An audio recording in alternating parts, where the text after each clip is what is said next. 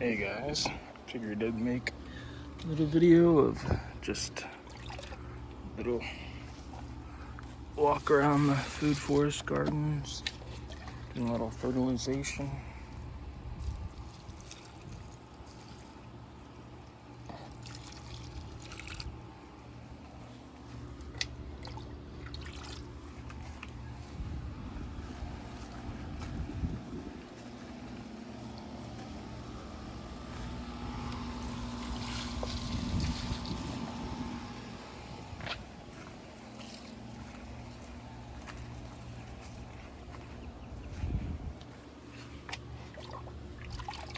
This is mostly Napier grass, fermented with some of the Biden's alba or pilosa. It's kind of hard to tell the difference.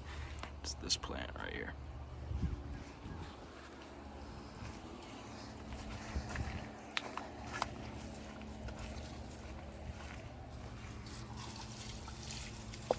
Fertilizing the sugar cane.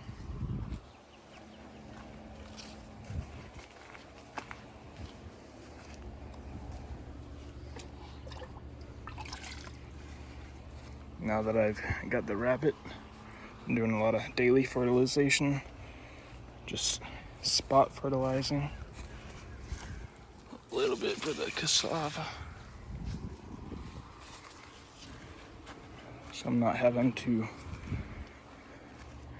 do the liquid fertilizer here as much.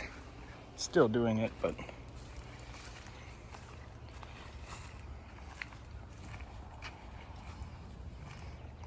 once I get a sprayer, this will be a lot nicer because I can much more evenly distribute. I can foliar feed.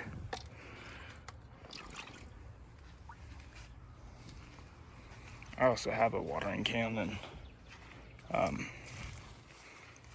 other containers I can use to fertilize, but I enjoy doing this, just walking around the garden.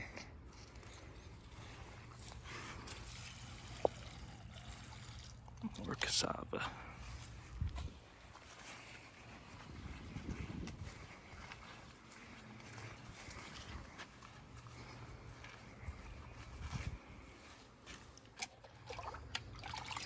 But yeah, on a actual homestead farm life, you know, if you have a lot of animals and a lot of things to keep track of, whatnot, this is definitely not an efficient way to fertilize, but I enjoy walking around and looking at all the plants.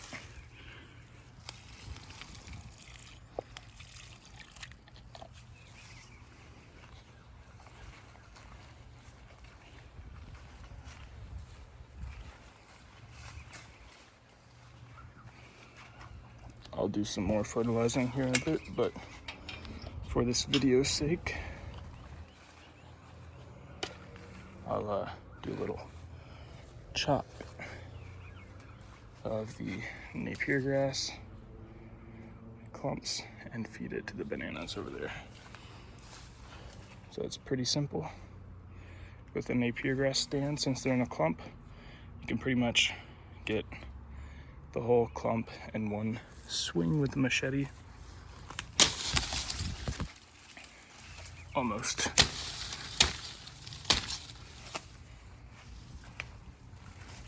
That's one.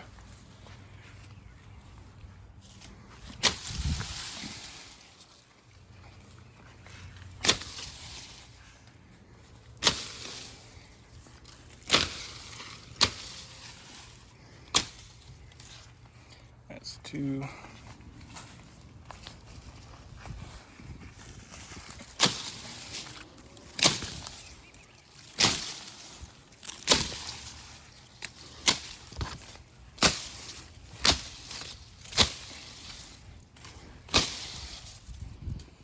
That's three.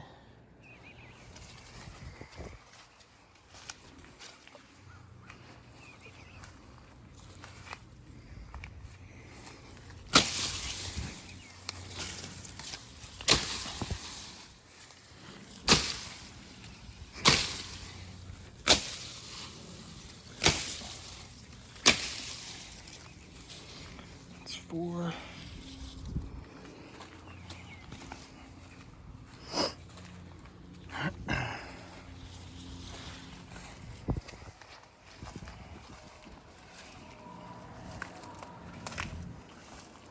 This clump's a little more tricky. They got the moringa tree.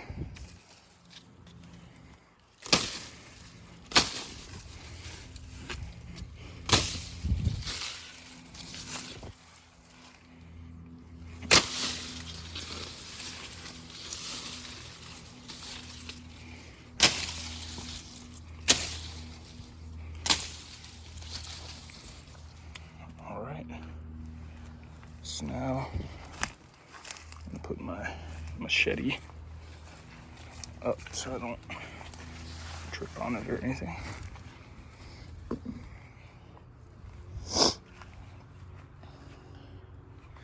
I'm gonna take all the material,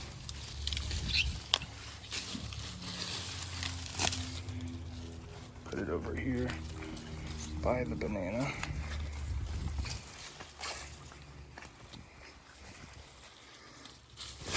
I'll give it a chop, one more chop before I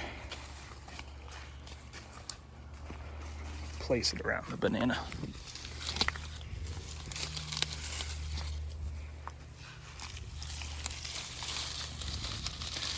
For some people, the hairs on the Napier grass bother them, but I've never had any issues. So that may be a person-to-person thing. I don't know. But you see how relatively easy these little clumps slice up.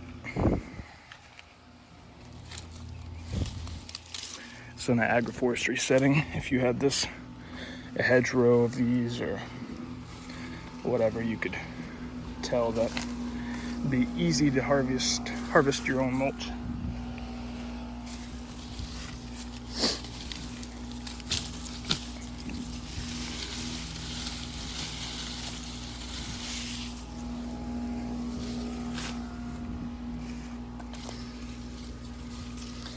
I'm rushing a little bit just so I don't have to edit a really long video, but generally I take my time doing this because I actually really do enjoy the whole process of chopping and dropping the mulch and being really intentional about where I place it.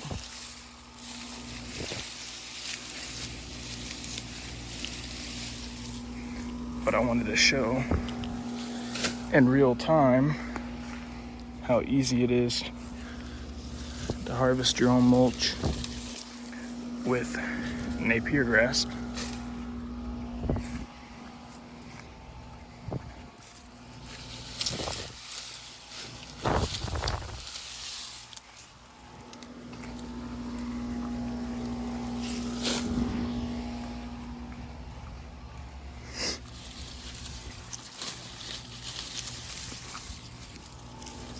Also, doing this with one hand is a little more challenging.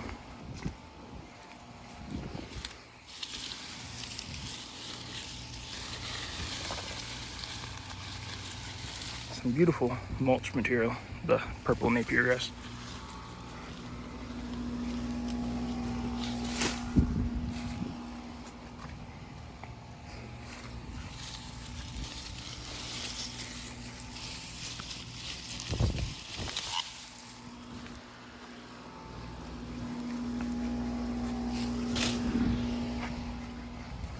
A little GoPro head mount would be nice for this.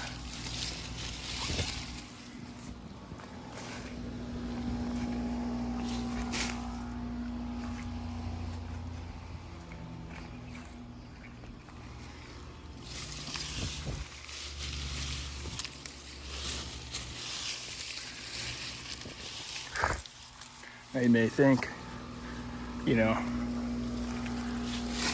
that would take a long time to grow back, but definitely within 2 months, I'll be doing another cut on this clump. And there'll be just as much, if not more, material.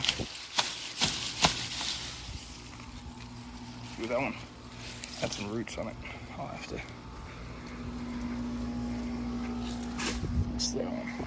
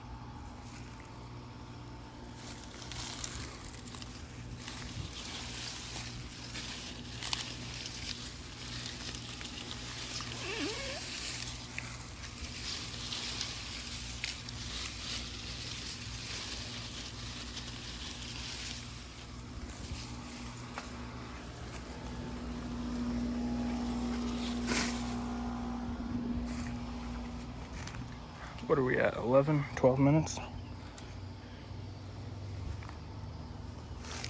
You can imagine with 2 hands, I would have probably already had all this loaded over there. But yeah, quite a lot of organic matter. I love grasses for biomass.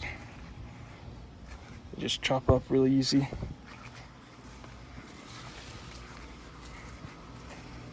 Versus like pigeon pea, which is also great, but requires a nice set of pruners.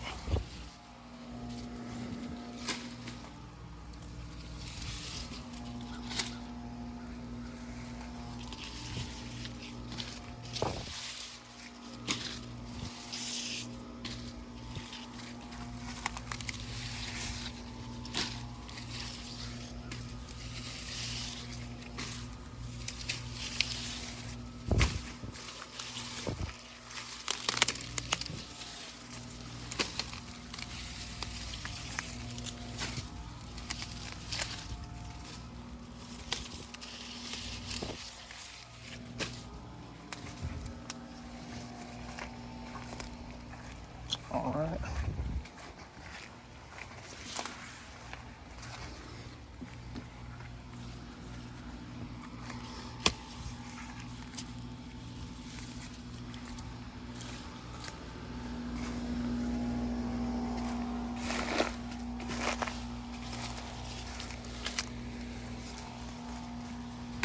That's all I'm gonna do.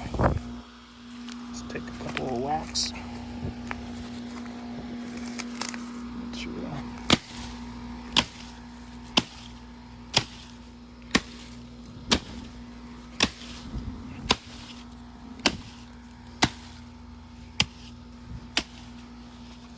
As you can see, this, if you're familiar with sugarcane, this Napier grass is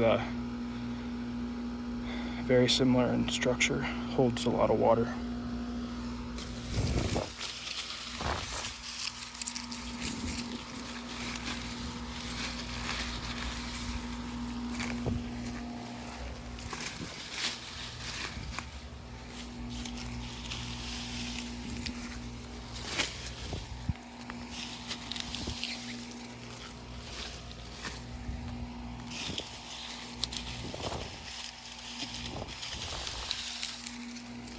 In agroforestry, it's in tropic agroforestry. It's you want to pay a lot of attention to your placement of biomass. And in my small scale system, I can play around a little bit more because I have a lot of control over what's going on in terms of just mulch production. But what I really like to do is I like to cover any bare spots, of course, but I also really like to really make piles. That way I can ensure that there's actually some decomposition going on underneath, and water retention in the soil moisture levels.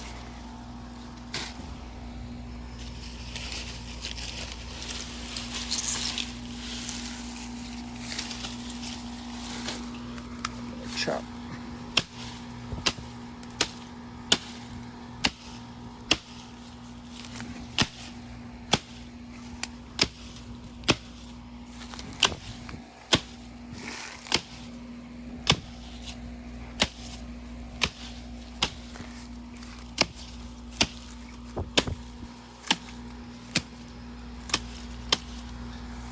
Now that's not the most beautiful mulch you've ever seen.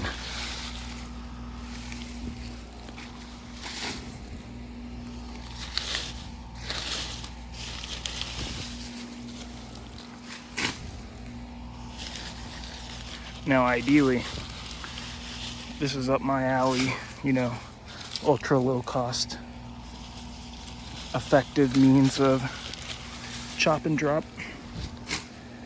And who doesn't love to use a machete? But the reality is, if you had a shredder, you'd get much nicer and faster decomposition rates. You got a lot more surface area to work with. The soil microbes do. But this works too.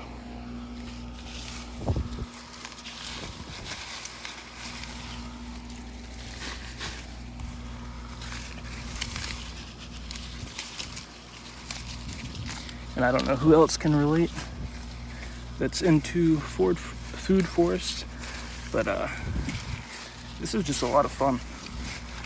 Just, you know, it's like somewhere in between play, exercise, but it's still really intentional and actually is doing something quite profound with your time.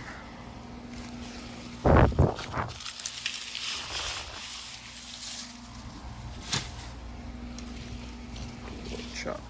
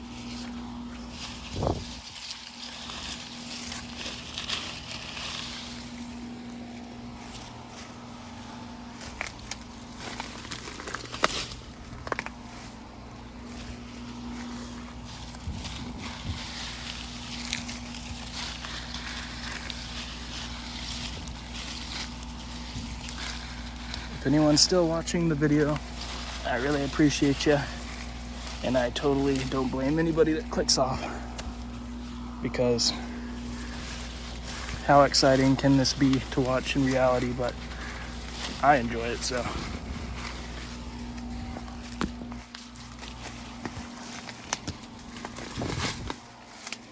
But look at all this biomass.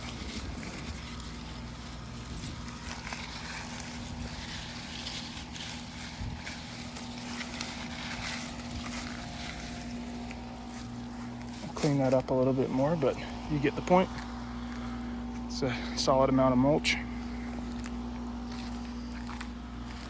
This is the it's been about a year since I actually planted these bananas. Maybe not quite, actually. I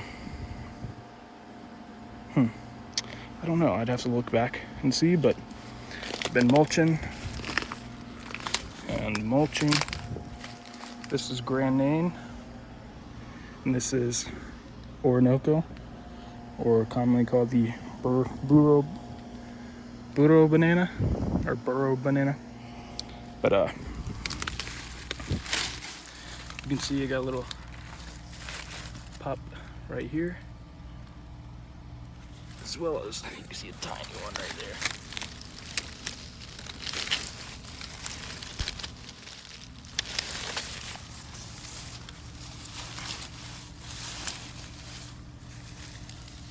But yeah, you can see a lot of isopods, the little roly-polies.